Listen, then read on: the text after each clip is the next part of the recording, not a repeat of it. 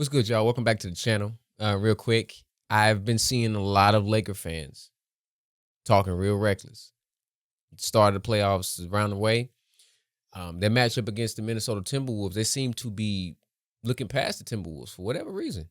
I don't really get it, but these Laker fans, they're talking real reckless. But I saw this tweet on Bleacher Report. Shout out to Bleacher Report.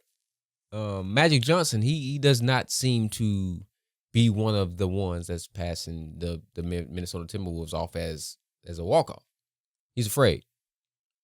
End quote. Magic says, I'm scared for my Lakers because the game's most exciting player, superstar Anthony Edwards, is a matchup problem. First of all, why does Magic's tweets they always sound like it was AI, like Chat GPT created it? First of all. Secondly, Magic is right. Now, I know seasons are different, from each year. So you can't really compare this to last season. But the playoff run that the Minnesota Timberwolves had last year, if you just looked at that and you can kind of try to apply it to this season, even though there's a different team, there's no Cat, they have Julius Randle. But Anthony Edwards is probably the next face of the league, and he's another year advanced. What he was able to do last year's playoffs, outside of the conference finals, is nothing more than spectacular. I mean, he swept Kevin Durant and Booker and Beal. Swept them. He beats Jokic, the defending champions. It goes 7, but he walks them down. They walked them down. It was down 20 points in the seventh game. They walked them down and beat them on their own floor in 7 games. It's dynamic, diabolical. Now, I can understand you saying, okay, well, you see what happened when they matched up Dallas. And now Luka is with the Lakers. I get that. I get it.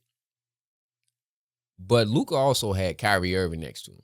Now, you can say, yeah, well, but Luka now has LeBron James. He has the GOAT. He literally has the GOAT next to him. Okay. I'm going to let you in on a little secret. I don't know if you know this.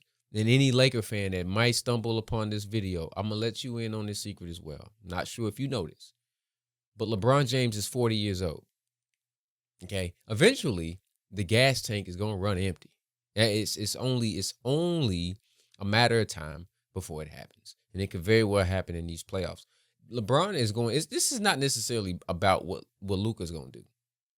I think this is more so about what LeBron is going to do.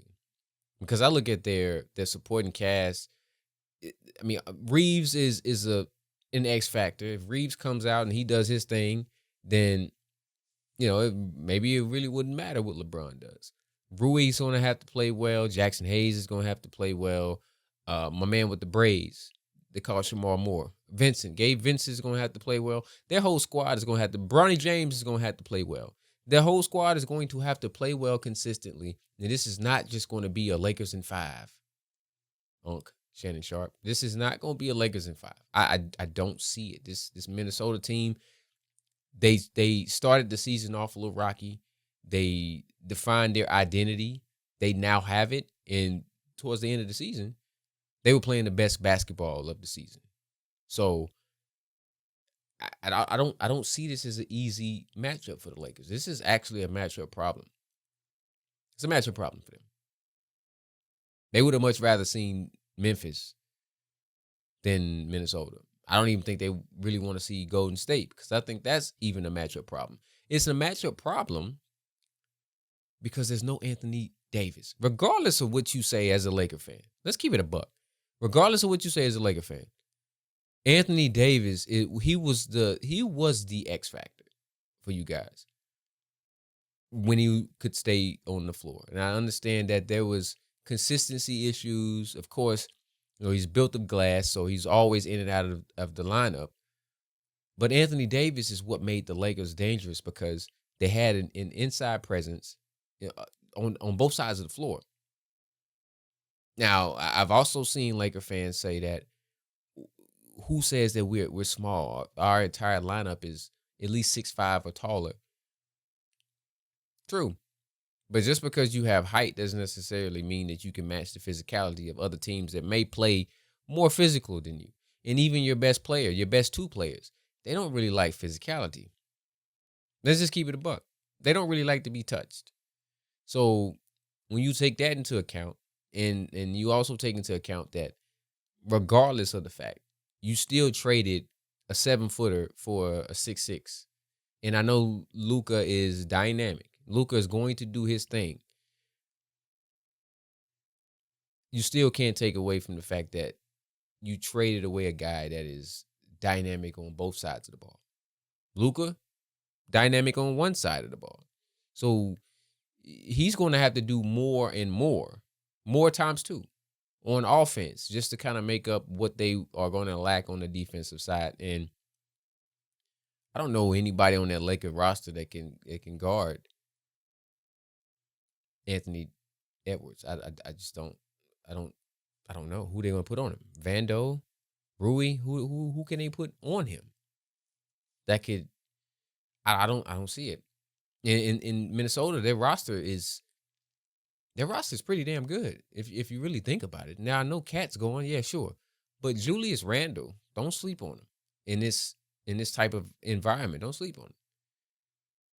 And Edwards is gonna do his thing. Don't forget Dante DiVincenzo. And I really hope Minnesota plays the rookie, Rob Dillingham. If they play him, just let him play. Let him go out there and play. If they happen to get up in the series, put him out there. Let's see what happens. Because he's a dynamic guard. And I don't think anybody on the Lakers roster can do anything with him if they just let him play. Just unleash him. Damn all this because you're a rookie, we can't let you play in this environment. Why not? Why draft him at a high draft pick? Why draft him? Let him play. All I'm saying is, you Laker fans, and my pops is a Laker fan too. I don't think he's sleeping on Minnesota, but all you Laker fans, don't sleep on this series. This series could potentially go 7 games. I think it's gonna go at least 6. I don't know. I haven't made my picks yet. I don't know who's gonna come out on top, but I think it's gonna go at least 6. But it could potentially go 7. This is not a sleeper matchup. You should be worried. If you like the video, give it a thumbs up. Let me know what you think about the Lakers and their chances against the Minnesota Timberwolves in the first round in the comments. If you care about it, don't forget to hit the subscribe button on your way out the door. See you on the next one.